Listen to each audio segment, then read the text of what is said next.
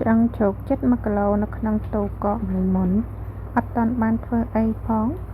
ដល់ពេលចឹងមានណានឹកឃើញចង់ស្ងោរតឡាចតែថ្ងៃនេះអត់បានច្រាមសាច់ជ្រូកញាត់ទេព្រោះអីជីឆ្អឹងចឹងមានតែទិញតឡាចមកគូមកហាន់ដំយកទៅសៀបតឡាចខាងស្រុកខ្ញុំគេហៅសៀបតឡាចគេហៅស្ងោរតឡាចទេទៅសៀបតឡាចហើយនឹងស្ងោរតឡាចហ្នឹងជាមួយតែគ្នាណាព្រោះអីប្រភេទសាឡដូចគ្នាគ្រាន់តែថាគេហៅតាមតំបន់ណាតឡាចមកគូហ្នឹងស្ងោរទៅបានមួយឆ្នាំងហើយបើនិយាយពីទឹកខ្ទឹមវិញណោះ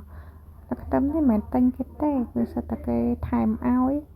ទិញបន្លែមួយមុខថែមម្ដុំទិញបន្លែមួយមុខថែមម្ដុំដល់ពេលចឹងទៅមានណាប្រមូលបានមក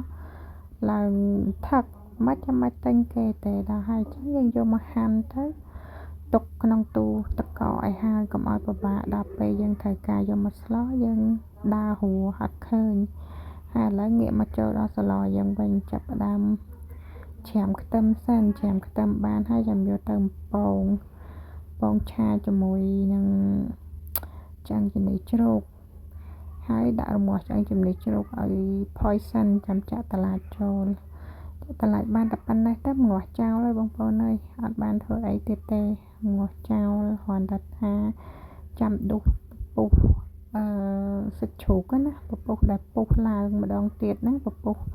លើទឹកហ្នឹងដុសវាចេញទៅដើម្បីឲ្យកុំឲ្យវាឆ្អាបហើយណាមួយហ្នឹងធ្វើឲ្យទឹកសម្លយើងហ្នឹងវា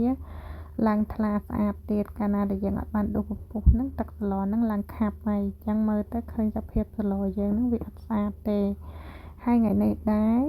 សម្លយើងម្ហូបរបស់យើងគឺមានពីរមុខស្ងោរតឡាចដែលហៅថាសៀបតឡាចនឹងមួយមុខហើយនឹងមួយមុខទៀតហ្នឹងឆាខ្ញីហើយងាកមកឆាខ្ញីនេះភាគច្រើនខ្ញុំទិញខ្ញីដុំយកមកហាន់ខ្លួនឯងប្រភេទខ្ញីខ្ចីខ្ញីមើមខ្ញុំអត់បានទិញអាតសៃដែលគេហាន់ស្រាប់ទេព្រោះ